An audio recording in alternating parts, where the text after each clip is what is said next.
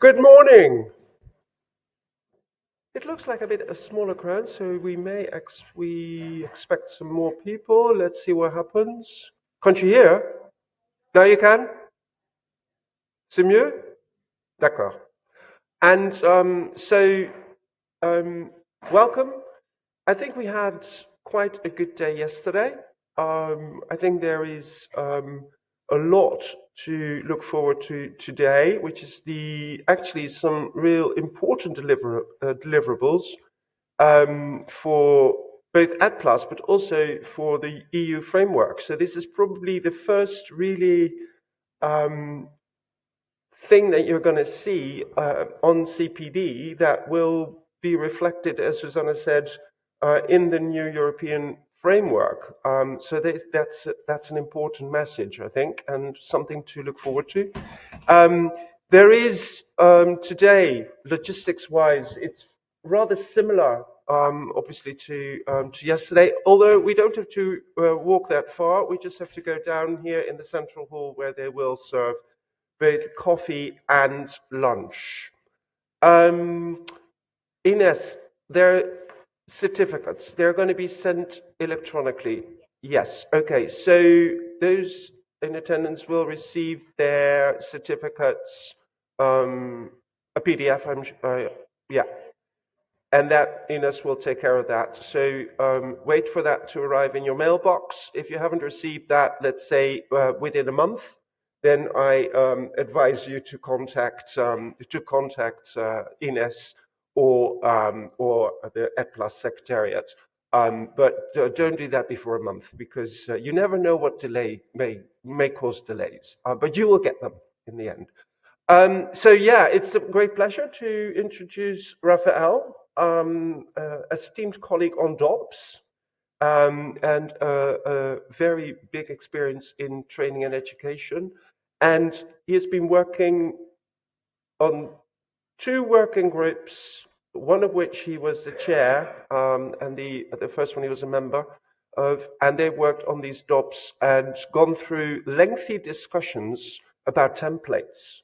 And I'm sure you will address that. And if you don't, I can do that during the break. It has been quite intense journey from very complex to more simple to a little bit more complex, etc. So he will take you through that journey, and hopefully, if you go to the ETPLAS website, you will see some of the results, and more are coming. The floor is yours. Thank you very much, Ambas. You hear me well?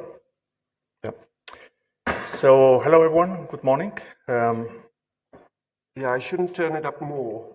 You hear me well? Yeah, very good. So, thanks for joining this session. Hope you had a nice evening yesterday, and thanks for the organizing committee to organize this nice meeting. So, like Jambas said, I was the chair of this working group for developing DOPS to assess practical skills. And that's the topic that I'm going to cover today.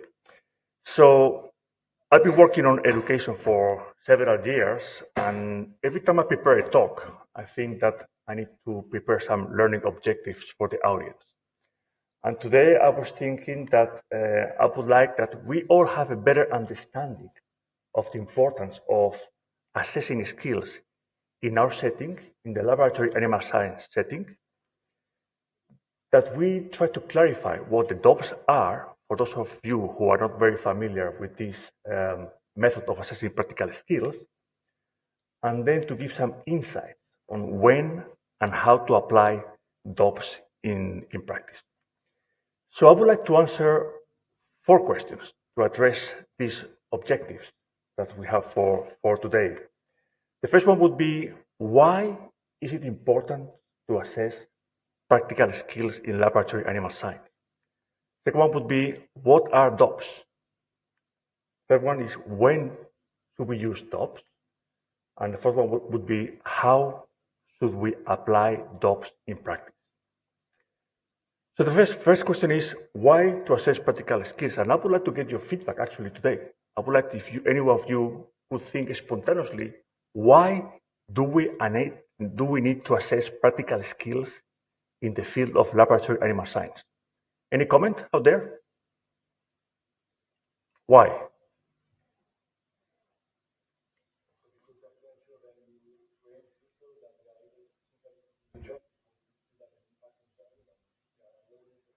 Exactly. So you are mentioning for educational and for legal reasons, right? Very good. Any other?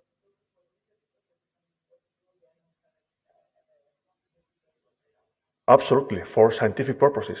Totally. Anything else? Any spontaneous thoughts on why we should assess practical skills? Besides all the exams and tests that we do in our courses.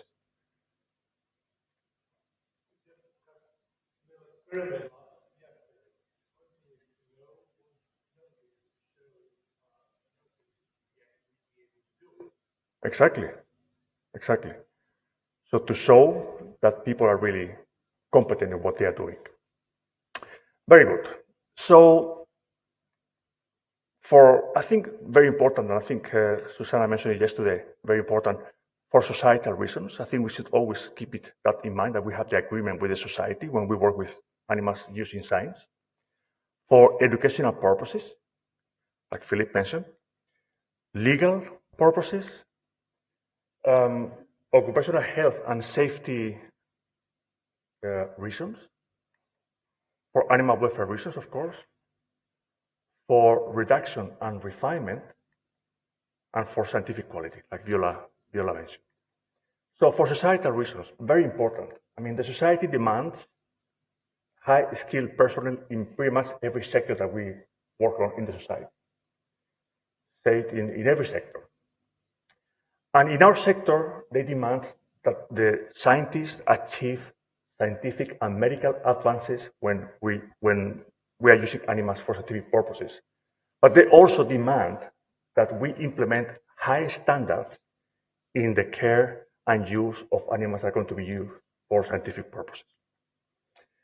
So the society has clear expectations that they want to have high-skilled staff to advance science, to generate important, significant new knowledge that can be used to help prevent and treat diseases that affecting humans and animals, and to enhance the health and quality of life for longer and better lives in humans and animals. But they also have additional expectations that we work in a humane and responsible way with those animals that are still needed for scientific purposes. But we try to reduce the severity as much as we can in animal experiments, and that we try to apply effectively refinements in animals that are still needed for scientific purposes. So societal aspects are very important. Also for educational purposes. And here I'm going to quote Michael Hart, a very renowned expert in medical education, that in the 80s he said that teaching without assessing is like cooking without tasting. So in other words, assessment drives learning in the right direction. And assessment of skills is essential in competency-based education, which is what we have, what we have agreed at the European level. So progress in this case is tracked in skill development and should be based on competencies, not in hours, like it says in the education and training framework. For legal reasons, we discussed yesterday the Article 23 of the directive. I mean, people working with animals should be adequately educated and trained. And for those who are going to do practical work with animals, function A, those who carry out experiments, function C, those who take care of animals, function D, those who are going to kill animals, they should work under supervision and later demonstrate the requisite competence. And for that, people need to be assessed for the skills.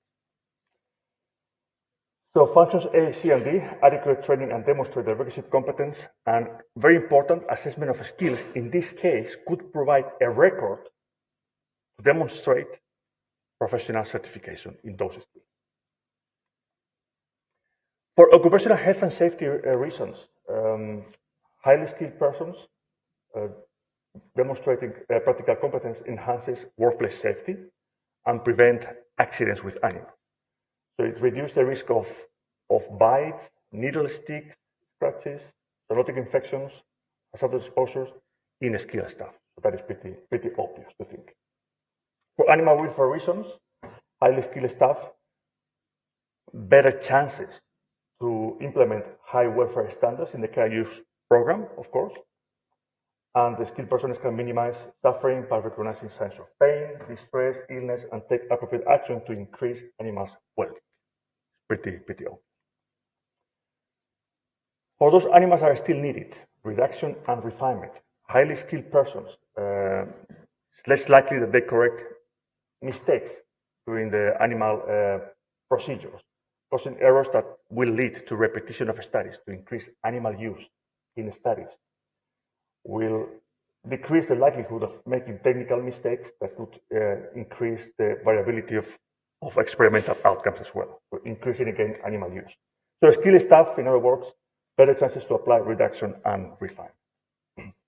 And scientific quality, again, poor techniques, poor procedures can introduce unwanted variables and can invalidate studies, and skilled personnel supports accurate data that is reliable and supports scientific integrity. So again, societal, educational, legal, occupational health and safety, animal welfare, reduction and refinement, and scientific quality. So what are DOPS? Any comment out there? What are DOPS? We've been talking about DOPS since yesterday.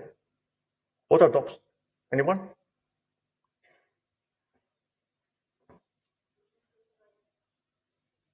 A list of criteria and things to assess on how to define if this person is competent or not. But according to a concerted list that is supposed to be equal, makes the assessment equal for every assessee, but also independently of the assessor.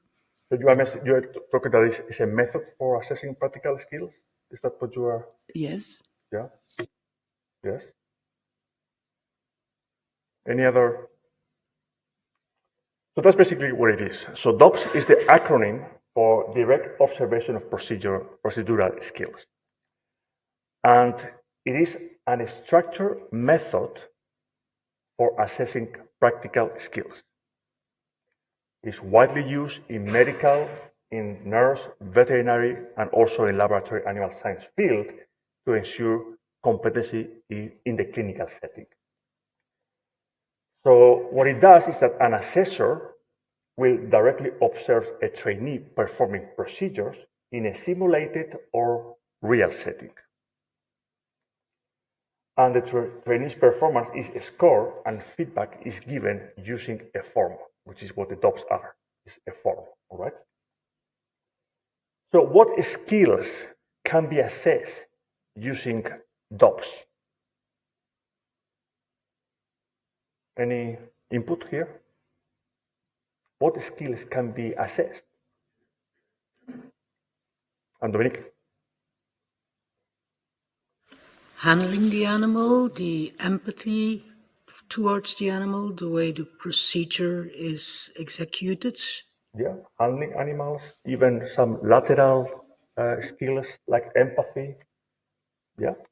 So basically, we can measure specific skills like this, like blood collection from the tail vein of the animal, pin clip, zebrafish, subcutaneous injection in a rat, intraperitoneal injection in a mouse, specific skills, or we can measure a group of skills, like those that we have in the education and training framework, like handling and immobilization, procedures without anesthesia, minimal invasive procedures without anesthesia, or humane methods of killing, for example, right?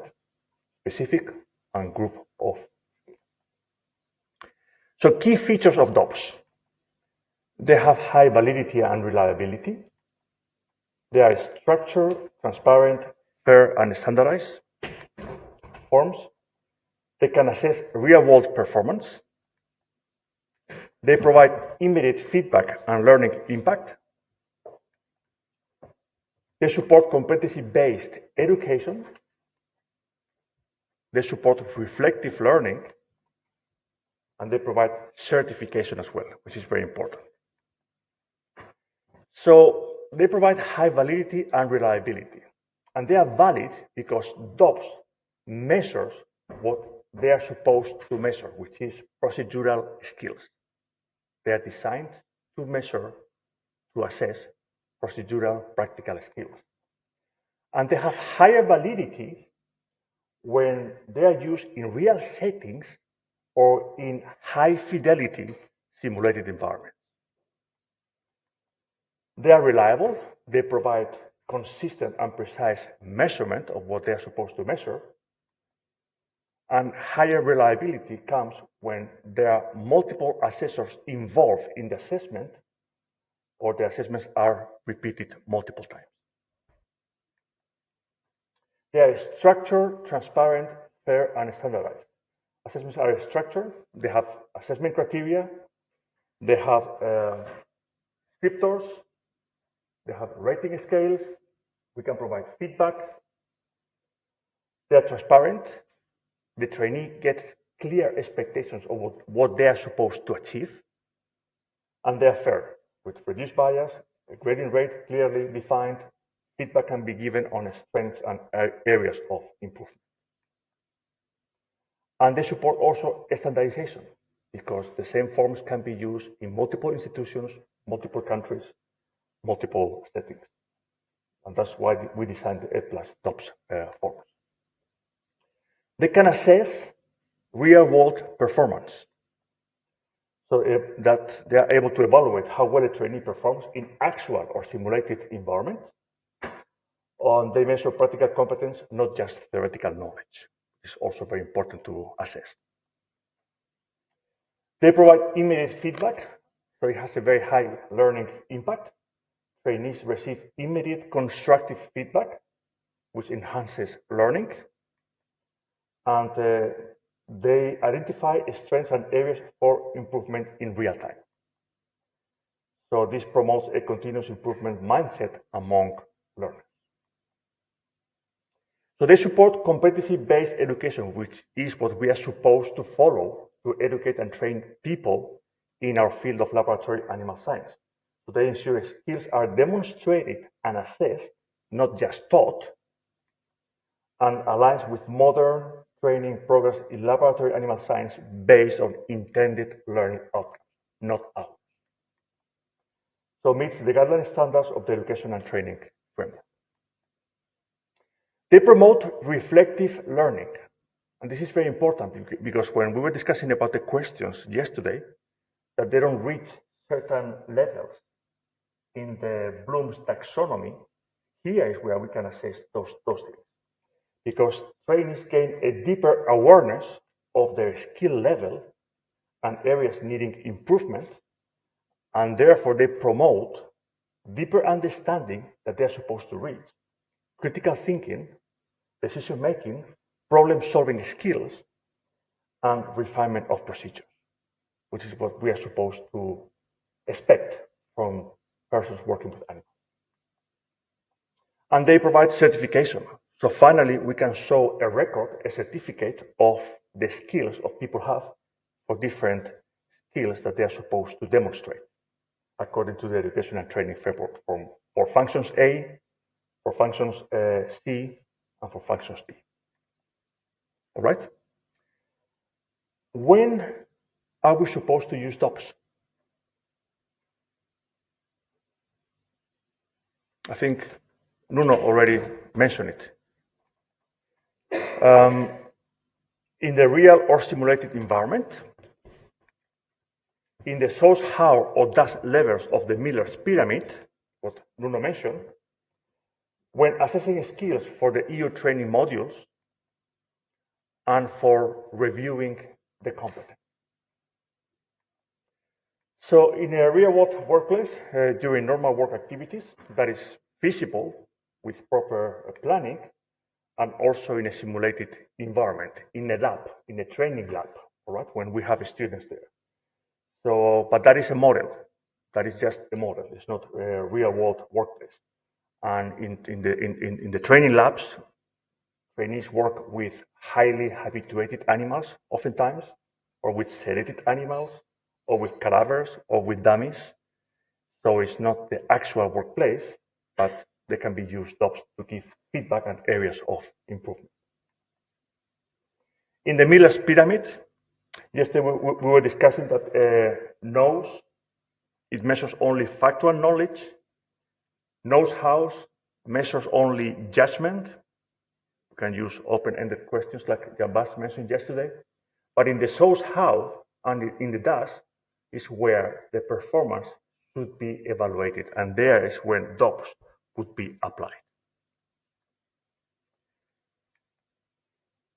And of course, when assessing skills for the EU training modules, for the modules 3.2, handling and immobilization of animals, the module module 8 for minor procedures without anesthesia, module 6.2 for human killing, module 20 for anesthesia for minor procedures, module 21 advanced anesthesia, and module 22 for surgical procedures. So all those can be used. Can be assessed, those learning outcomes with DOPS. And for review of competence, this is very important. Competence is an ongoing process and requires maintenance, we know. Without maintenance, competence declines for everyone. So we need to have an oversight, quality assurance, quality control methods to ensure that acceptable standards are maintained, acceptable standards of competence. And quality assurance, quality control methods that we can use at DOPS would be in assessments of new arrivals to the animal facility without proper documentation. Proper documentation means records of their actual practical skills on animals. Re-evaluations for individuals returning after a prolonged absence, after a sabbatical year, after maternity or paternity leave, for example. Routine periodic reviews in random spot checks, or just targeted assessments in response to internal audits, incident reports, or retrospective reviews. And how should we apply DOPS? That's the last question. Any comment? Any input? How should we use them?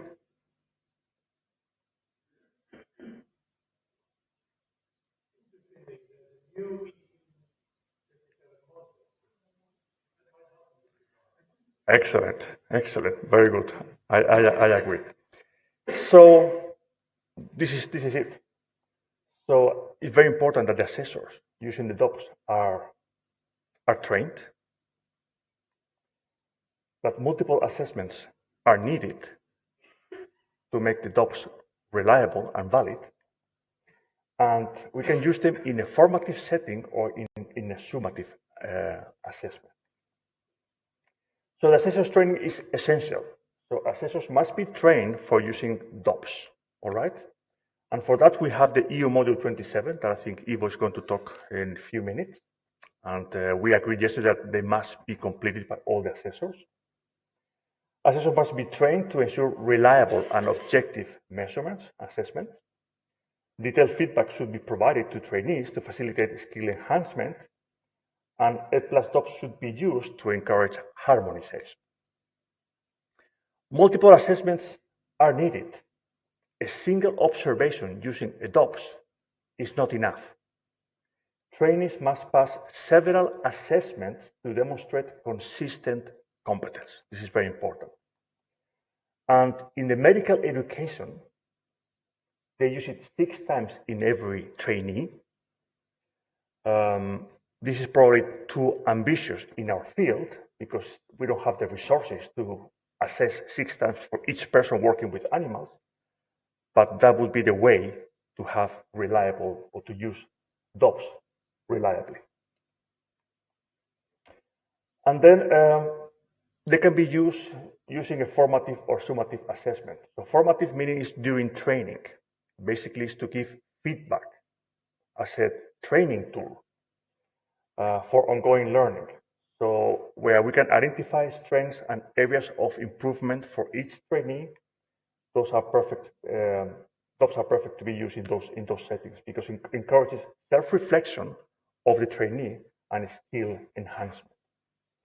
Or they can also be used when the trainee advances to the DAS level of the Miller's pyramid for final evaluation, for certification. So the results in the DOPS serve as the basis for making decisions about professional competence levels. that determines whether a trainee is competent to perform a procedure independently, or we should assign a level of supervision, and they can be used for certification and licensing. So steps for application. Of course, very important. Again, the assessor must complete the EU Module 27, at least must be trained to be able to use the DOPS. We need to select a specific skill that we want to evaluate, or a group of skills that we want to evaluate. Then we need to choose the appropriate DOPS form for the assessment, and they can be downloaded in the ETPLAS website. We need to fill in the basic details like the trainees and assessors' names, date, etc. Remember that this is also a record that can be shown to demonstrate competence and facilitate mutual recognition. The trainees must be observed by the assessor in real time while they perform the task, and the feedback must be given in real time as well. The performance is scored against the assessment criteria that have been agreed, and we should assign a level of supervision based on the global rate. So again, provide immediate structured feedback for skill improvement. That's important. And repeat assessment as needed until competence is fully demonstrated. So as a summary, several reasons why the assessment of practical skills is important, as we discussed. DOPS are a structured assessment method to assess procedural skills through direct observation in real time, applicable in real-world and simulated environments at both source and DAS levels of the Miller's pyramid. They have high validity and reliability. They are an effective tool in competency-based education, and they support both formative and summative assessment and align with the EU training modules and competencies for modules 3.2, 6.2, 8, 20, 21, and 22. So again, the objective for this lecture was we all have a better understanding of the importance of why we should assess practical skills, to clarify what DOPS are, and to show when and how to apply DOPS.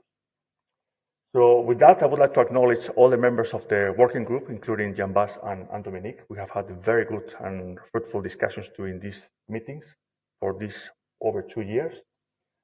And I'm happy to answer any questions you have now. Thank you very much for your attention. Questions for Rafael? Viola?